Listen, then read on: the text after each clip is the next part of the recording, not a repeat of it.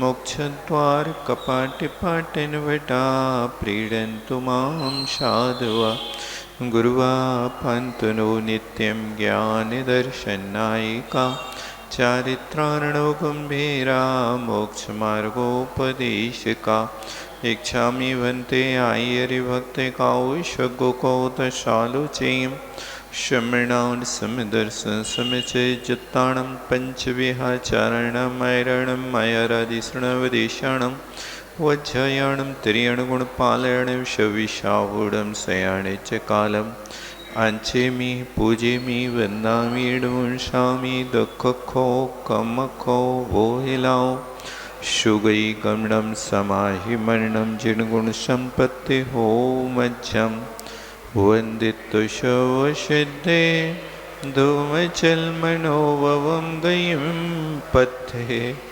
मोक्षामि शमे पाहुर्मिडमोषु केवली भगवम्।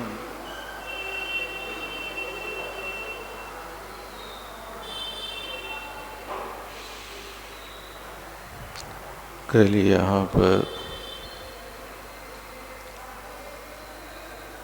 व्यवहार और निश्चय रत्नत्रय के विषय में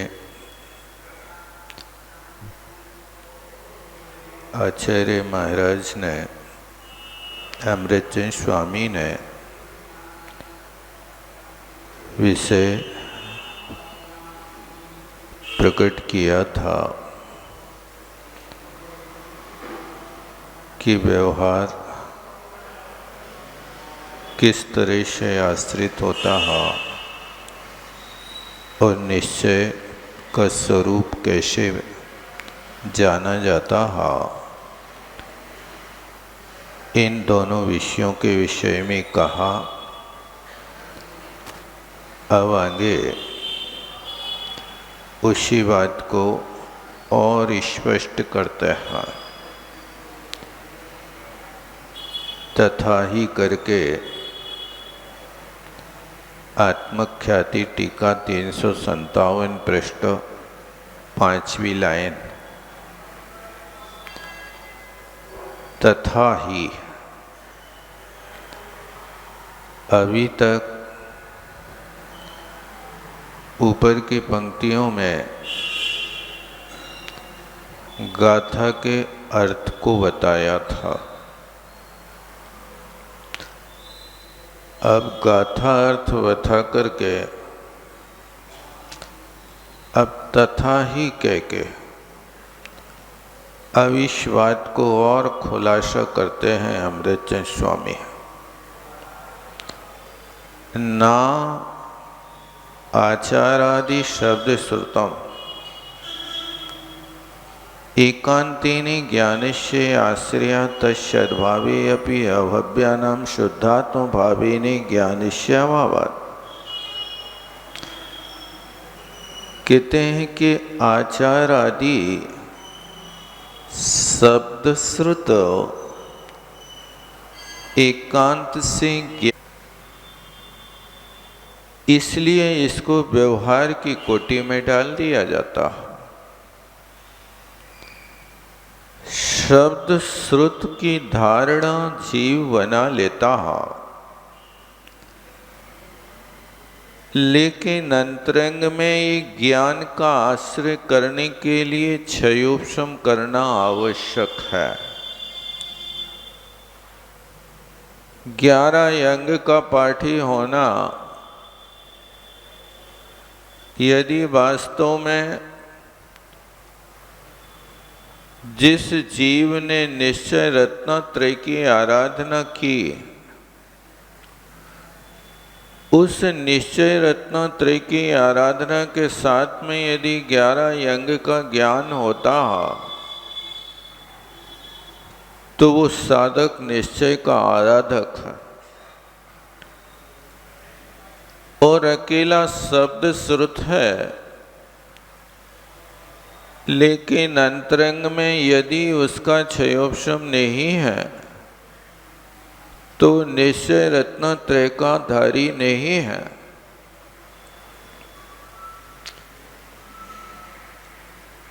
अभय शयन महाराज के विषय में कहा जाता है, अष्टपावड़ में कुंद कुंद स्वामी ने लिखा है कि द्वादशांग का पाठी अभय शयन आत्म स्वरूप को नहीं जान सका। भाव पावड़ में कहा,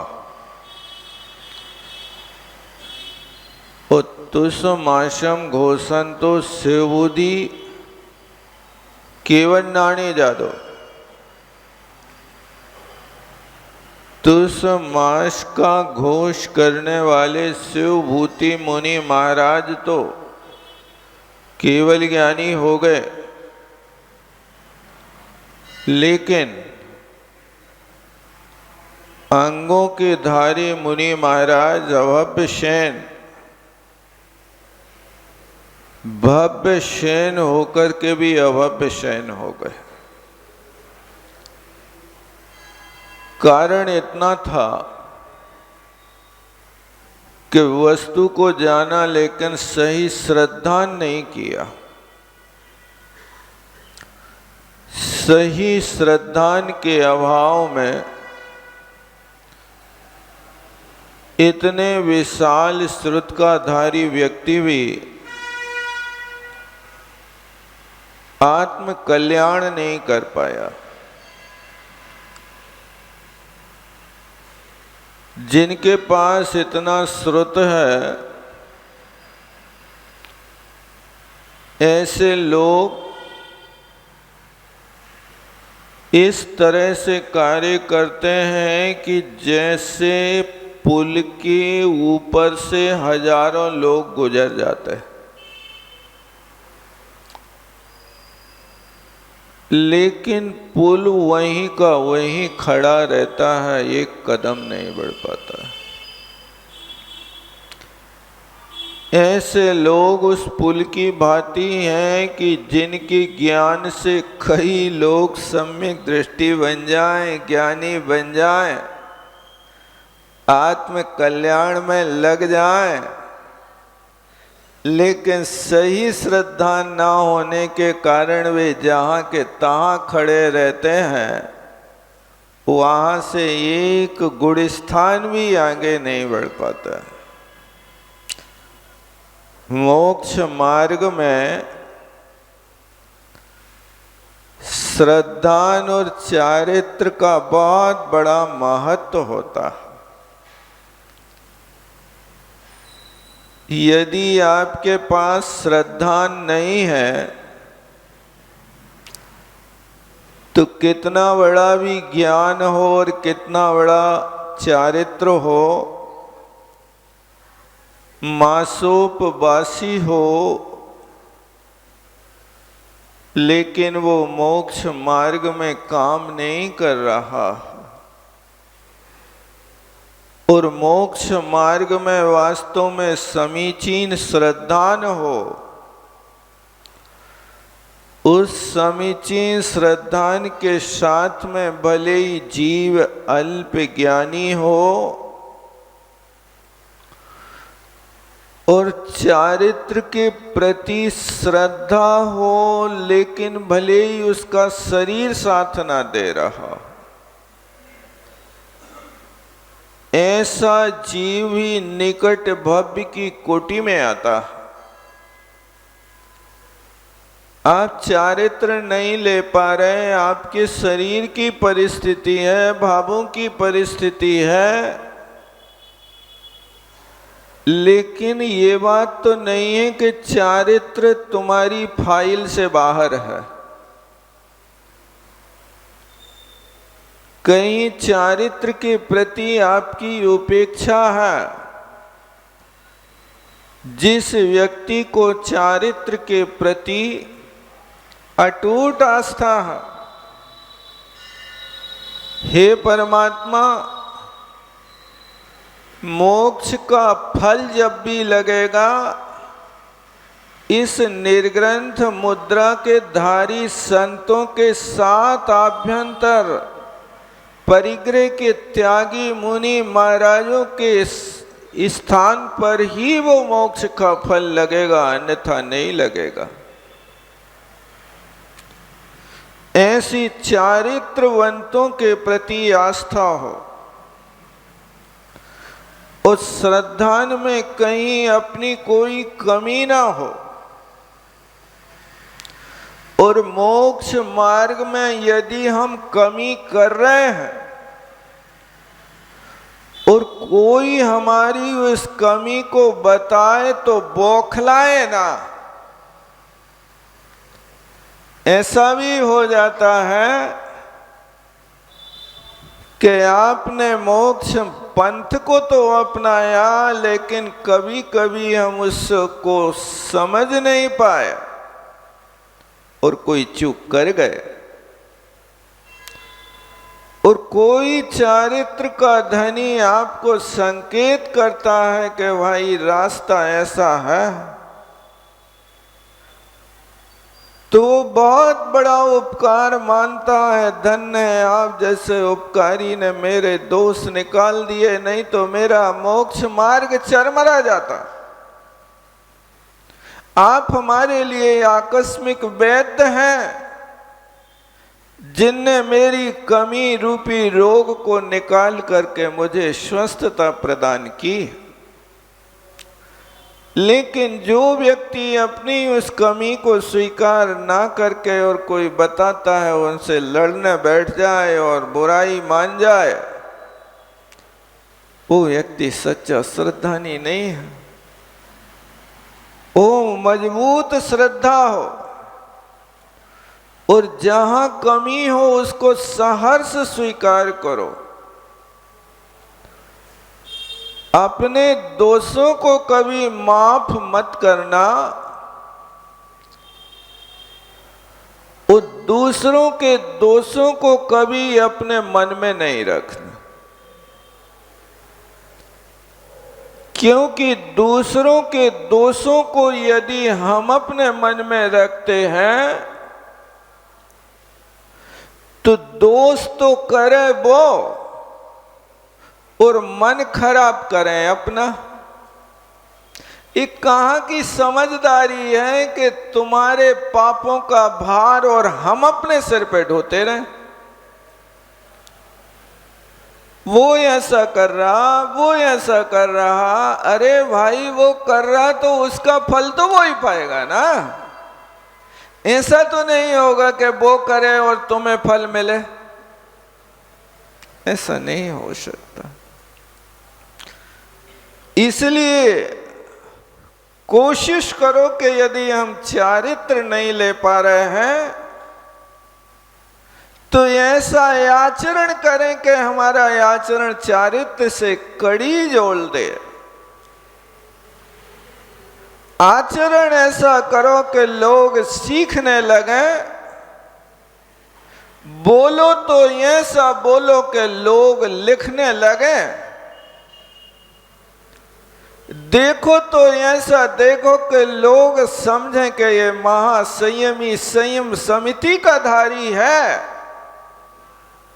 आंखों का प्रयोग करो तो बैठो तो नासा दृष्टि और चलो तो निम्न दृष्टि। यदि चल रहे हो तो अपनी आंखों का प्रयोग करो, नीचे देख करके चलो। वो बैठ रहे हो तो नासा दृष्टि करो। दुनिया की वस्तु को देखने से कभी तृप्ति नहीं हो सकती है। तृप्ति होगी तो आत्म स्वरूप में रमण करने से होगी। इसलिए यहां पर आचार्य महाराज कहते हैं कि ये आचार आदि शब्द श्रुत एकांत से ज्ञान का आश्रय नहीं है भैया। तुमने इसी को पकड़ के रखा, अंतरंग में तो देखो कि उसकी कितनी कीमत है। पत्थर को एक व्यक्ति ने स्याही से लिख डाला और एक व्यक्ति ने टाकी से उकेड़ दिया। जिस व्यक्ति ने स्याही से लिखा वो सिर्फ शब्द ज्ञान है, स्थायी नहीं है। उस शब्द की उम्र ज्यादा नहीं है। वो तो एक बार पानी की बूंदें पड़ जाए तो वो स्याही मिट जाए। लेकिन जिसने पत्थर के ऊपर टाकी से उस अक्षर को उत्कीर्ण कर दिया, पत्थर तो टूट सकता है लेकिन अक्षर नहीं छूट सकता। ऐसा जो ज्ञान के आश्रय होने वाला भाव श्रुत है वो टंकोत्कीर्ण कहलाता है। और उस भाव श्रुत के बिना जो द्रव्य सूत्राचार अंगादि है, इस स्याही से लिखा हुआ द्रव्य श्रुत कहलाता है। ये तो कभी भी मिट सकता है, लेकिन वो भाव श्रुत होगा तो केवल ज्ञान से कड़ी जोड़ेगा। इसलिए देखो ये पंक्ति लिख रहे आचार्य महाराज, एकांतेन, इसमें अनेकांत नहीं है, एकांत डाला। एकांत से उसको ज्ञान का आश्रय नहीं माना जाता, क्योंकि वो आचार आदि शब्द श्रुत के सद्भाव होने पर अभव्यानाम, ये अभव्यों को भी हो सकता है। अभव्य का अर्थ निश्चय रत्नत्रय से निचले वाली भूमिका को लगाना, मिथ्या दृष्टि से लेकर के ऊपर छठे गुण स्थान तक के। क्योंकि इतना आचार अंगादि का ज्ञान विशुद्धि लब्धि संयम स्थानों से होता है, अन्यथा नहीं हो सकता है। द्रव्य श्रुत की आराधना भी कभी भी व्यग्र परिणामी व्यक्ति के पास श्रुत ठहरता नहीं है। श्रुत उसी के पास रहता है। द्रव्य श्रुत का पाना भी कोई हंसी खेल नहीं है कि यहाँ जाओ और जो पुस्तक भरी है वो सीधे जाकर के जैसे आप इंटरनेट में डाल देते हो ना, इसी तरह आत्मा में डाल दी सो शब्द श्रुत हो गया। ये शब्द श्रुत को धारण करने के लिए भी साहस पुरुषार्थ और कषाय की मंदता लब्धि स्थान बढ़ाना पड़ते हैं, तब ये होता है। अन्यथा कषाय की तीव्रता में आप एक श्लोक को दिन भर रटते रहोगे तो भी याद नहीं होगा। और उपयोग की स्थिरता कषाय की मंदता होगी तो कषाय की मंदता के साथ में आप 3 बार पढ़ोगे तो आपको एक श्लोक याद हो जाएगा। ये दोनों में अंतर रहता है। कई लोग कहते हैं कि मुझे याद नहीं होता। भैया मैं पूछता हूँ कि यदि आप पानी में तरंग उठ रही है, उस तरंग उठने वाले पानी में आप अपना चेहरा देखोगे तो परछाई पड़ेगी, चेहरा दिखाई देगा कि नहीं देगा? नहीं देगा। लेकिन वही पानी निस्तरंग हो और मटमैला ना हो, स्फटिक की भांति पानी शरद ऋतु में जो पानी होता वो शरद ऋतु का निर्मल पानी हो और निस्तरंग हो तो फिर दर्पण की जरूरत नहीं पड़ती है, आपको चेहरा दिखाई दे जाता। इसी तरह हमारी आत्मा में जहाँ पर राग द्वेष की कल्लोलें उठ रही हैं, उस राग द्वेष की कल्लोलों के उठने पर आप यदि आत्म तत्व को पाना चाहो तो ऐसी तरंगों वाले पानी में कभी चेहरा नहीं दिखेगा।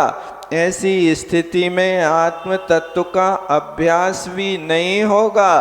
इसलिए दौलत राम जी ने छह ढाला लिखने के प्रारंभ में लिखा, ताही सुनो भवी मन थिर आन, जो चाहो पर को कल्याण। पर को लिखोगे अपना लिखो। अपना कल्याण चाहिए है तो क्या करना होगा? बताओ क्या करना होगा? मन को स्थिर करना होगा। उनने कहा, हे बाबा ताही सुनो, ताही काही, जो कहे सीख गुरु करुणाधार। गुरु करुणा करके जो सीख दे रहे हैं, सो हे बाबा अपना मन स्थिर करके उस सीख को सुनो। लेकिन अपना मन स्थिर वो करेगा जो अपना कल्याण चाहेगा। जो चाहो अपनो कल्याण, अपना कल्याण करना है तो ये काम तो करना ही पड़ेगा। जब तक मन स्थिर नहीं होगा तब तक कल्याण तुम्हारा हो नहीं सकता, क्योंकि अस्थिर मन वाले व्यक्ति के पास कोई भी वस्तु टिकती नहीं है। न श्रद्धान टिकता है, न चारित्र टिकता है। इसलिए लिखा, क्षणे रुष्टा क्षणे तुष्टा, रुष्टास्तुष्टाश्च क्षणे क्षणे, अव्यवस्थित चित्तानाम गुणा कोवान नश्यति। जो क्षण भर में इतने रुष्ट हो जाएं, इतने रुष्ट हो जाएं कि घर में आग लगा दें, कुआं में कूद जाएं, सारे घर भर को लोग मारने की सोचने लगे, ऐसे लोग क्षणे रुष्टा और क्षणे तुष्टा। इतने प्रसन्न हो जाएं, इतने प्रसन्न हो जाएं कि कोई आके प्रशंसा कर देवे तो सारी संपत्ति लुटा देवे। क्षणे रुष्टा क्षणे तुष्टा, रुष्टास्तुष्टाश्च क्षणे क्षणे। जो क्षण क्षण में रुष्ट और तुष्ट होते रहते पानी में लहर की तरह, ऐसे लोग कहलाते अव्यवस्थित चित्तानाम। ऐसे लोगों का मन अव्यवस्थित है। ऐसे प्राणियों के कौन से गुण नष्ट नहीं होते, अर्थात सारे के सारे गुण नष्ट हो जाते हैं। इसलिए आपको अपने गुणों का विकास करना है तो आप अपनी प्रशंसा के भूखे ना रहो, क्योंकि स्वार्थी लोग कभी कभी ऐसी ऐसी प्रशंसा के पुल बांध के खड़े कर देते हैं कि वे तुम्हें प्रसन्न करके वे तुम्हारी वस्तु लेते हैं। इसलिए कहा, नदी नीर और मूर्ख धन सब कोई हर ले, धन्य विवेकी कूप को गुण बिन बूंद न दे। नदिया का पानी और मूर्खों का धन बड़े सहज हैं लेना, कभी भी ले लो। नदिया तो खुली बह रही है, तुम्हारो जो जी चाहे सो ले लो। उसी नदिया के पानी में लोग जाते हैं, कोई हाथ धोते हैं, कोई मुंह धोता है, कोई कुल्ला करते, कोई मुर्दा बहा रहे, कोई देखो स्नान कर रहा है, कोई उसी नदिया में जा कर के पानी पी के अपने संतप्त मानस को संतुष्ट कर रहे। ये नदिया के पानी की दशा है। तो नदी नीर और मूर्ख धन, मूर्खों का धन लेना है तो बस दो चार बातें लल्लो चप्पो की सुनाओ, आप कितने उदार हो भैया, उदार हो। इस बात को सुन के ही उसका मन बांसों उछलने लगता है और वो प्रशंसा में आनंद मानने लगता है। इसलिए कहा प्रशंसकों से निज को नया को, स्वयं स्वयं में एक बार झांको। लिबास कोई न सुखी बनाता, अगर स्वयं की कमी ना हटाता। प्रशंसकों से अपने आप को मत आको, क्योंकि प्रशंसक लोग तो इस तरह से अवसरवादी होते हैं, वे कहाँ पर हमारे लिए ऊंचा उठा दें और कहाँ नीचे गिरा दें, कोई ठिकाना नहीं। इसलिए प्रशंसकों से निज को नया को, स्वयं स्वयं में एक बार झांको, एक बार अपने अंदर देखो। कोई तुमसे कहे धन्य है आप सहिष्णु हैं, क्षमा के सागर हैं, ये वो शब्द तुम्हें पहरा रहा है, तो आप देखो कि कोई को सिर कोई की टोपी तो नहीं चल रही। ऐसा भी तो होता है, कोई को सिर कोई की टोपी। अब वो क्षमा का सागर हमसे कह रहा है, तो ये क्षमा का सागर कोई का विशेषण हमारे ऊपर तो नहीं थोप रहा है। इस स्वयं स्वयं में एक बार झांको। सहिष्णु कहा जा रहा है, आप बहुत सहिष्णु हैं भैया। सहिष्णु विशेषण तो तीर्थंकर परमात्मा के 1008 नामों में आया है। सहिष्णु रच्यतो अनंता, हे परमात्मा आप सहिष्णु हैं, अच्युत हैं। क्यों है सहिष्णु? सर्वम सहते इत्येवं शीला इति सहिष्णु, उनने सब कुछ सहन किया। ओले सोले पत्थर पानी तुम पर खूब बरसे, लेकिन तुम चरणों में झुक गया स्वयं वो अभिमानी। हे परमात्मा, इन सब को तुमने सहन किया, इसलिए तुम्हारा नाम सहिष्णु है। आप कोई तुमसे कहे कि तुम सहिष्णु हो, और तुम्हारे ही लड़का तुमसे परीक्षा लेवे बैठ जाए, तो बताओ सहिष्णु का पता चल जाएगा।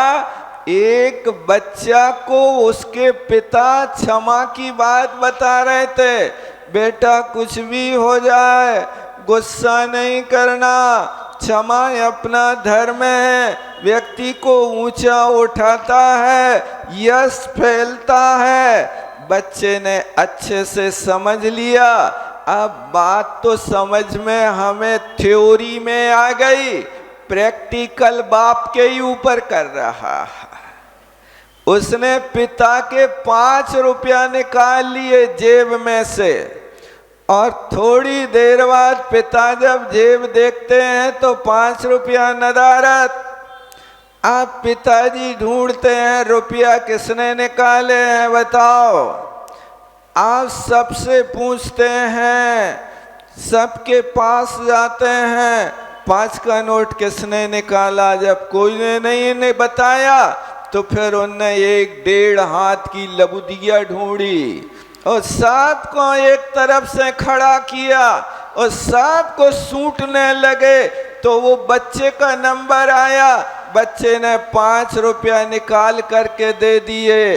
बोले पिताजी समझ में आ गया, तुम्हारा क्षमा धर्म तो 5 रुपया में बिक गया, क्या बचा तुम्हारे पास। ये उपदेश के भटा है, इसलिए प्रशंसकों से निज को नया को। तुम कह तो रहे हो कि बड़े सहिष्णु हो, क्षमा के सागर हो, लेकिन जब परीक्षा आवे तब क्षमा की बात बताओ। इसलिए इन सब चीज़ों को अपने आप को संभाल के रखना। सद्भावे भी, इसलिए अभव्य जीवों के भी वो सद्भाव हो सकता है। शुद्ध आत्मा भावे ने ज्ञान स्वभावात्, देखो क्या लिख रहे कि जब तक शुद्ध आत्मा का आश्रय नहीं लेगा तो शुद्ध आत्मा के अभाव से उस प्राणी के ज्ञान का भी अभाव है। यहाँ किस विवक्षा से कहा जा रहा, उस विवक्षा को समझना। नच, ये तो ज्ञान की बात हो गई। अब श्रद्धान के विषय में चलते हैं। नच जीवा दया पदार्था दर्शनस्य आश्रा, क्योंकि जीवादि पदार्थों का आपने जो अभी तक श्रद्धान किया वो दर्शन का आश्रय नहीं है। बाहर से तो तुमने स्वीकार कर लिया कि हाँ 7 तत्वों का श्रद्धान करना। तो मैं पूछता हूँ कि 7 तत्वों का आपने श्रद्धान किया कि ज्ञान किया कि कंठ में रखे? क्या करे बताओ? तुम कह रहे हो मुझे श्रद्धान है, श्रद्धान है, श्रद्धान है। बहुत अच्छा श्रद्धान है, सम्यक दृष्टि बन गए। अब तुम्हारी परीक्षा करना है।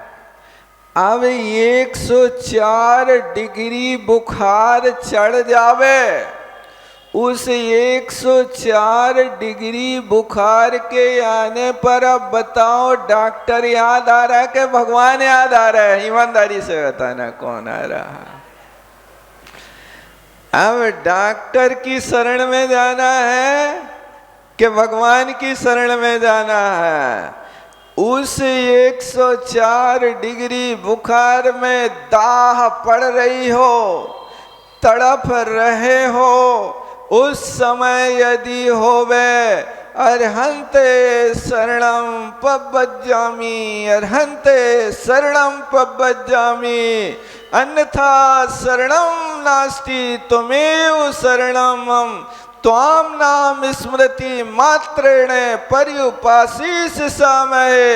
हे परमात्मा, तुम्हारा नाम लेने से हजारों पाप शांत हो जाते हैं। तो जब धनंजय सेठ ने अपने मृतकवत पुत्र को जिंदा कर लिया तुम्हारी भक्ति से, तो मैं तो सम्यक दृष्टि ठहरा। मैं आपकी भक्ति से अपने इस 104 डिग्री को क्यों नहीं कम कर सकता? कर सकते क्या नहीं कर सकते? वो बुखार 104 शरीर में चढ़ा के थर्मामीटर में? बताओ किसको चढ़ा है? कौन बता रहा है तुम्हें 104 डिग्री? अब तुम उस थर्मामीटर को देखते हो, थर थर कांपने लगते हो। और वो थर्मामीटर यदि 104 डिग्री के स्थान पर आपको 98 डिग्री तक लावे और सामने वाला व्यक्ति तुम्हें ने बताए कि 104 डिग्री नहीं, नॉर्मल है, 98 तो है, उसको बुखार उतर जाए भाई साहब। 98 है तो कहीं ना कहीं कोई हमें बात पित्त बढ़ रहा है।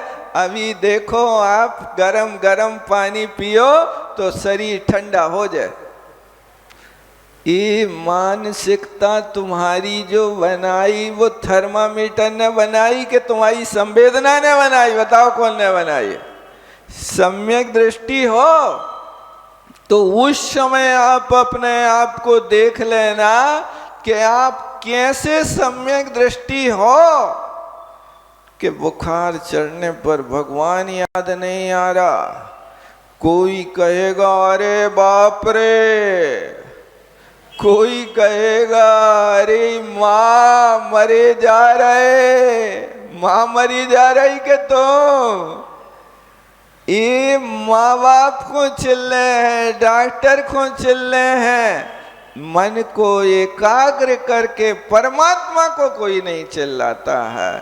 अब जब तुम यहाँ बाहर शरीर के इलाज के लाने इतने डॉक्टरों चिल्ला रहे, शरीर की सेवा कर रहे, तभी तो कहा देह जीव को एक गिने बहिरातम तत्वमुधा है। अब तुम ही बताओ सम्यक दृष्टि हो कि मिथ्या दृष्टि हो? बोलो, नहीं है पता क्या हो? आप सम्यक दृष्टि रहे कि नहीं रहे? अब तुम्हें सहिष्णु विशेषण कहा देंगे तुम्हारे लिए क्षमा का सागर कहाँ से कहेंगे, अब तुम्हारे लिए ये विशेषण योग्य नहीं।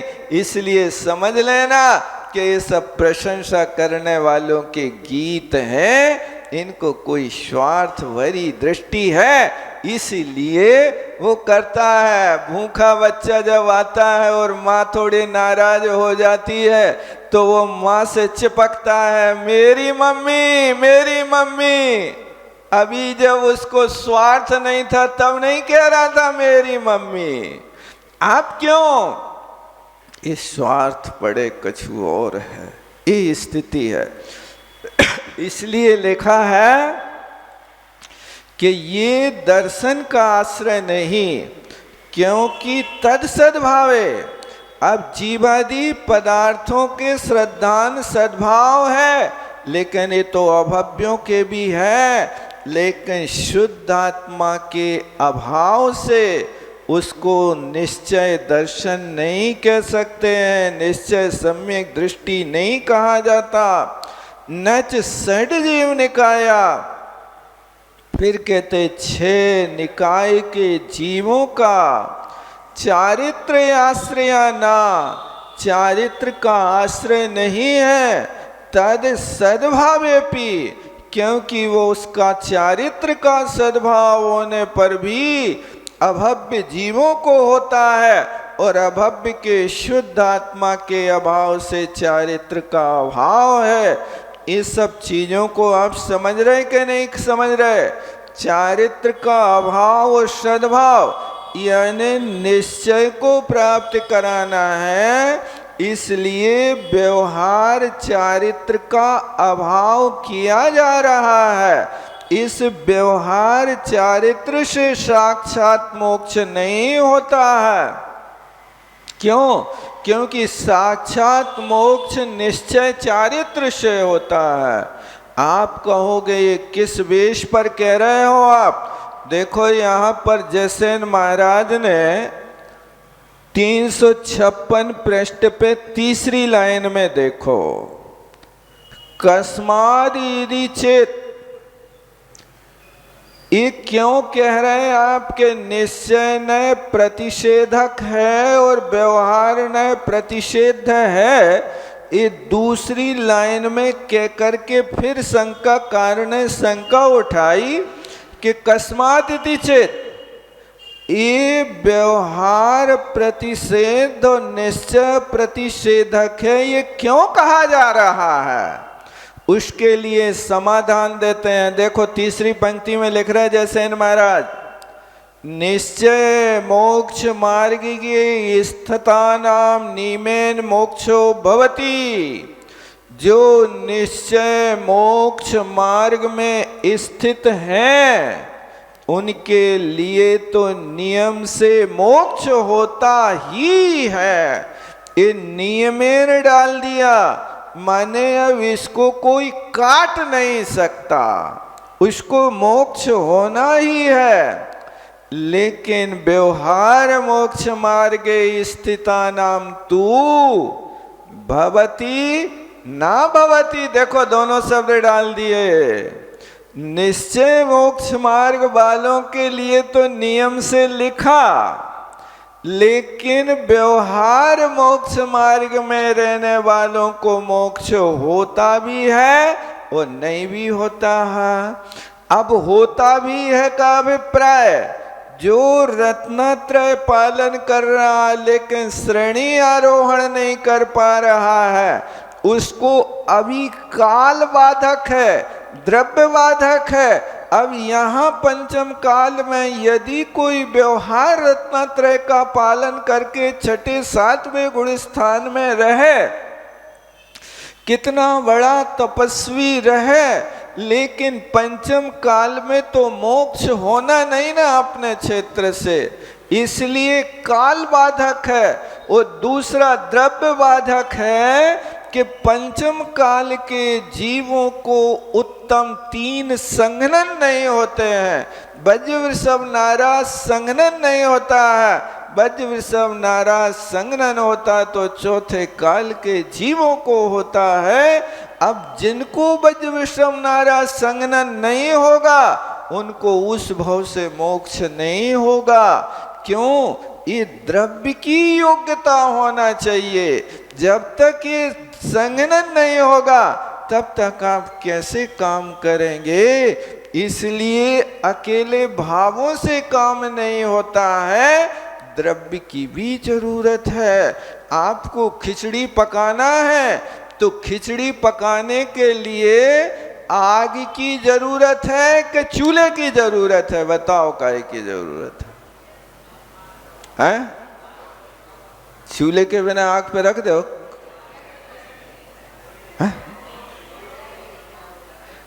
भैया आग जलाने के पहले चूल्हा मजबूत होना चाहिए। चूल्हा काहे का बनाओगे? काष्ट के चूल्हा पे कभी खिचड़ी पकाई कोई ना? लकड़िया का चूल्हा बनाओ।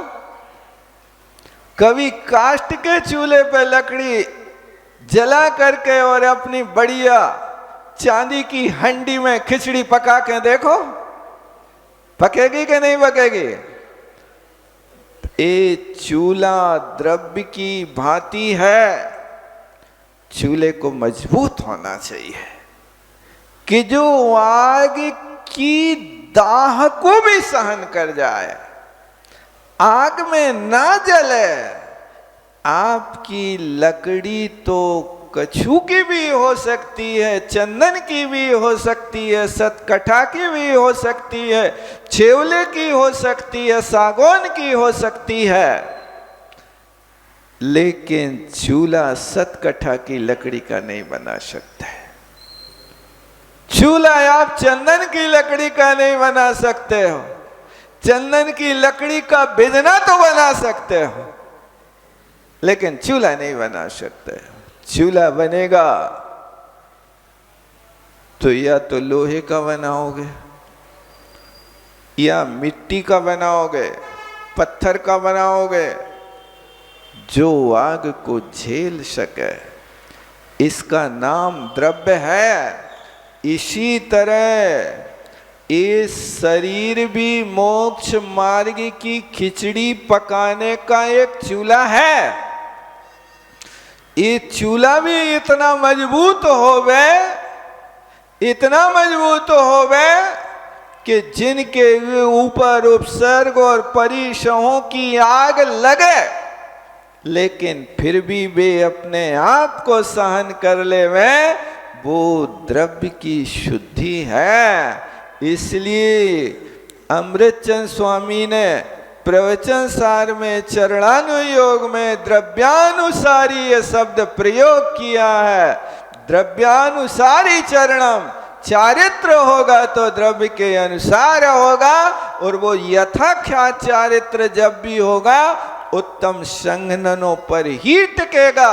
हीन संघननों पर तो व्यवहार चारित्र टिक सकता है। इसलिए कहा व्यवहार मोक्ष मार्ग में स्थित रहने वालों को तू होता भी है और ना भवती नहीं भी होता है। जहां होता है वो परंपरा से लगा लेना, क्योंकि व्यवहार चारित्र वाला भी निश्चय में जाएगा तभी होगा। लेकिन एक व्यवहार चारित्र वाला ऐसा है कि वो व्यवहार से सीधा निश्चय में प्रवेश कर रहा है, और एक व्यवहार वाला है कि वो जीवन भर व्यवहार चारित्र का पालन करते करते अपनी पर्याय को समाप्त कर देता है, और फिर जाकर के दूसरी पर्याय से फिर यहाँ आकर के मुनिपद धार तहत क्या है, यूं श्रावक व्रतपाल या साधु व्रतपाल स्वर्ग सोलम उपजावे अथवा स्वर्ग ग्रैवक उपजावे, तहते चे नर जन्म पाए मुनि हो शिव जावे। जब भी आपको मोक्ष मिलेगा तो मुनि होकर के ही मिलेगा। घर बैठे जब तक कपड़ा का लफड़ा रहेगा तब तक मोक्ष नहीं होगा। बिल्कुल 100% सत्य है। ये हमारा जैन शासन है। इसलिए कहा कि वो चारित्र का आश्रय नहीं, शुद्ध आत्मा एवं ज्ञान से आश्रया। अब देखो और स्पष्ट कर रहे हैं कि ज्ञान का आश्रय तो शुद्ध आत्मा ही है। आचार आदि शब्द श्रुत सद्भावे पी असद्भावे पी वा, कहते आचारांग आदि द्वादशांग का ज्ञान होवे अथवा नहीं होवे, लेकिन तद सद्भाव माने शुद्ध आत्मा का यदि उसके पास सद्भाव है तो वो अल्प ज्ञान भी उसके पास ज्ञान का सद्भाव माना जाता है। शुद्ध आत्मा ये दर्शन से आश्रया, और दर्शन का आश्रय भी शुद्ध आत्मा ही है। जीव आदि पदार्थों के सद्भाव होने पर अथवा नहीं होने पर उसके सद्भाव से दर्शन का सद्भाव होता ही है। इसलिए शुद्ध आत्मा ही चारित्र का आश्रय है। षड जीव निकाय सद्भावे पी असद्भावे व तत्सद्भावे चारित्रस्य सद्भावा। इसलिए शुद्ध आत्मा ही चारित्र का आश्रय होने से अब 6 निकाय के जीवों की सद्रक्षा का सद्भाव होवे अथवा ना भी होवे, लेकिन जो शुद्ध आत्मा के आश्रित होकर के चारित्र का पालन कर रहा है उसका चारित्र का सद्भाव है ही। इस बात को आचार्य जयसेन महाराज और स्पष्ट करते हैं, लेकिन समय हो गया, यहीं विराम लेते हैं।